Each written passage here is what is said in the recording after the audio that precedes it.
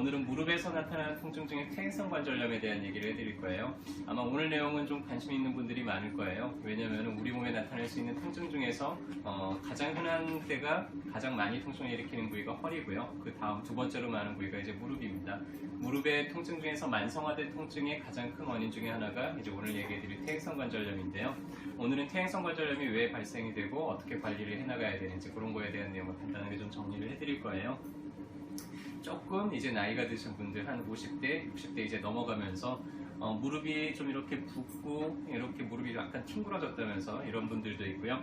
계단을 오르내리는데 무릎이 너무 아파서 힘들다 이렇게 하면서 이제 한의원을 찾아오시는 분들이 있어요. 보통 뭐 하루 이틀 된 게 아니라 뭐 몇 개월, 길게는 뭐 몇 년씩, 몇십 년씩 이렇게 이제 아파서 고생하시는 분들이 있는데요. 일단은 퇴행성 관절염이라는 거는 말 그대로 우리가 퇴행화됐다는 얘기는 낡았다는 뜻이에요. 기계도 계속 사용하다 보면은 점점 낡잖아요. 그런 것처럼 우리 인체에 있는 모든 것들도 점점 나이가 들수록 그 다음에 너무 많이 사용할수록 또 평소에 관리를 좀 소홀하게 하게 되면 더 빨리 낡겠죠.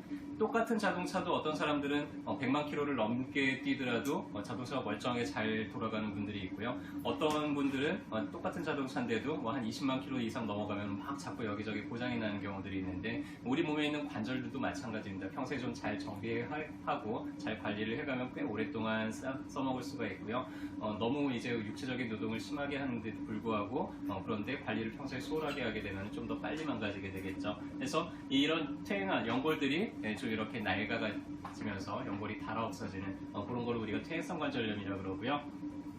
몇 가지 이제 특징적인 증상들이 있는데 여기에 두 가지 이상 해당된다 그러면은 퇴행성 관절염일 확률이 있습니다. 무릎이 평소에 좀 자주 부었다 가라앉는다든지 아니면 무릎을 완전히 구부리기가 좀 어렵다든지 무리를 하고 나면 통증이 한 2, 3일 정도 있다가 또 좀 가라앉는다든지 무릎을 움직일 때 좀 소리가 많이 난다든지 무릎이 점점 이렇게 옷자다리 형태로 이제 변형이 된다든지 날씨가 좀 추우면은 관절이 뻣뻣하거나 시큰시큰 아프다든지 그 다음에 처음에 앉았다가 일어나려고 무릎이 뻑적지근해서 일어나기가 좀 어렵다든지 일어나서 또 한참 좀 움직여줘야지 관절이 좀 부드러워진다 그러면은 이런 것들이 다 이제 무릎의 퇴행성 관절의 소견들이고요. 기수를 나눠요. 해서 1기부터 4기까지 이제 나누게 되는데 연골이 얼마나 자라느냐에 따라서 그 다음에 관절의 변형이 얼마나 심해졌느냐에 따라서 기수를 나누게 됩니다. 일단은 관절에 문제가 생기면은요, 일단 무릎은 구부릴 때 140도까지 구부러지고요. 그래서 우리 옛날 재래식 변기에 이렇게 쪼그리고 앉아있을 때 아무 문제가 없을 정도로 그렇게 구부러져야 되고요. 완전히 폈을 때는 180도보다 약간 더 펴져요. 해서 한 5도에서 10도가량이 더 펴지게 되는데, 이런 관절 각도를 유지하는 게 이제 정상적이고요. 가만히 있을 때 발을 바깥쪽으로 돌렸을 때 이 무릎 관절이 한 30도 정도 바깥쪽으로 돌아가고요. 안쪽으로 한 10도 정도 돌아갈 때 우리가 정상이라고 이제 판단을 하게 됩니다. 관절에 문제가 생기면은요, 어느 한쪽 방향으로만 움직임이 떨어지는 게 아니라 지금 얘기한 구부렸다 폈다, 다음에 외회전, 내회전 시키는 이 모든 동작들이 관절의 움직임 영역이 조금씩 이제 줄어들어요. 퇴행화가 많이 진행되면 많이 진행될수록 점점 더 굳어지겠죠. 그래서 어떤 분들은 쪼그려 앉아보라 그러면은 이 정도만 앉아도 더 이상 못하겠다고 이제 이러시는 분들이 있는데 그런 경우는 상당히 좀 심한 경우라고 할 수 있겠습니다. 바깥쪽보다는 내측에 훨씬 더 다발을 해요. 왜냐면은 무릎 안쪽 뼈가 체중이 훨씬 더 많이 실리게 되거든요. 그래서 안쪽 관절이 먼저 닳게 되고 바깥쪽 관절이 나중에 닳게 되고 이런 경우들이 많고요. 그래서 만약에 오다리가 심하게 진행이 된다 그러면은 그런 것들을 이제 교정하는 그런 치료를 미리 시연하기도 합니다. 자, 퇴행성 관절에 있는 분들이 자주 묻는 질문이 있어요.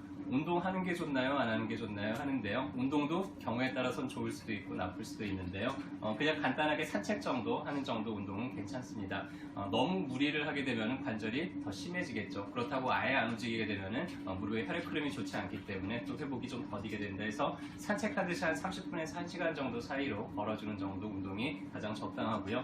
등산이나 계단 오르내리는 거 가급적 피하시는 게 좋아요. 왜냐면은 경사진대 오를 때 특히 이제 계단 같은 거 오를 때 자기 체중에 많게는 한 15배만큼의 체중이 무릎에 실리게 돼요.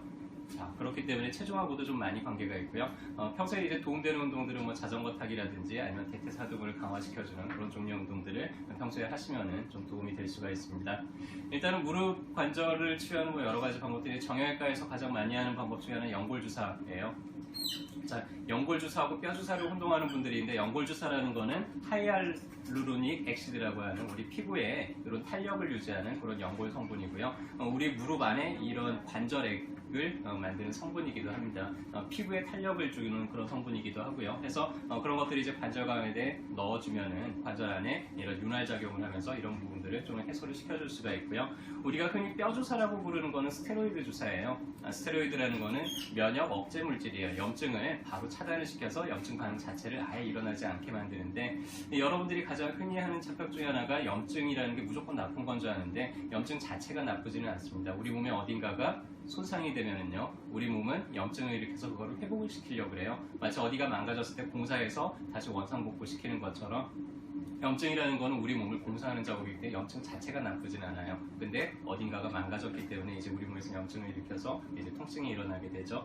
어느 정도 염증 반응이 몸을 다 회복시키고 나면 염증 반응은 저절로 꺼지게 되는데, 근데 이 염증 반응이 있을 때 너무 아프잖아요. 그래서 스테로이드 주사, 뼈 주사를 맞게 되면은 바로 염증은 가라앉고 통증은 사라질 수 있어요. 하지만 문제가 해결이 됐냐면 문제가 원상복구가 되지는 않습니다. 그래서 자꾸 반복적으로 뼈 주사를, 스테로이드 주사를 맞다 보면은 점점 관절이 마모가 되면서 훨씬 더 가속화되게 되고요. 연골 주사는 얼마든지 맞아도 괜찮아요. 근데 뼈 주사 같은 경우는 가급적에 맞지 않았으면 좋겠습니다. 무릎이 너무 많이 낡아버리면 나중에 이제 인공관절 치환술을 하게 되는데요. 요새 보면은 약간 좀 너무 빠르게 성급하게 좀 수술을 하는 경향들이 있는데, 수술을 하고 났다 그래서 완전히 그럼 정상이 되느냐 하면 그거는 아니고요. 보통 이 인공관절 수명이 한 10년 정도예요. 그래서 10년 정도 지나면은 낡아서 또 다시 교체를 해야 되는데, 너무 젊은 나이에 이제 수술을 하면은 몇 번 이제 10년 단위로 몇 번씩 이제 재수술을 해야 되겠죠. 나중에 이제 나이가 들어서 수술하려고 몸에 많이 무리가 따르고 하니까 최대한 자기 관절로 써먹을 수 있을 만큼 최대한 써먹고 나서 마지막에 정말 어쩔 수 없을 때 딱 한 번 정도 수술하고 끝내는 게 가장 좋겠죠. 더 좋은 거는 수술 안 받고 잘 관리하는 게 좋겠죠. 이제 한의원에는 이런 퇴행성 관절로 찾아오시는 분들이 있으면은 저희가 가장 많이 추천해드리는 프로그램이 두 가지가 있는데요. 그 중에 하나가 봉독하고 강고란의 조합이에요. 봉독은 벌에 쏘이면 좀 붓고 가려운 것처럼 벌침을 놔서 무릎 주변을 일부러 약간 붓고 가렵게 만듭니다. 그렇게 하면은 평상시보다 혈액이 한 5배에서 10배 가까이 이제 몰려들게 되고요.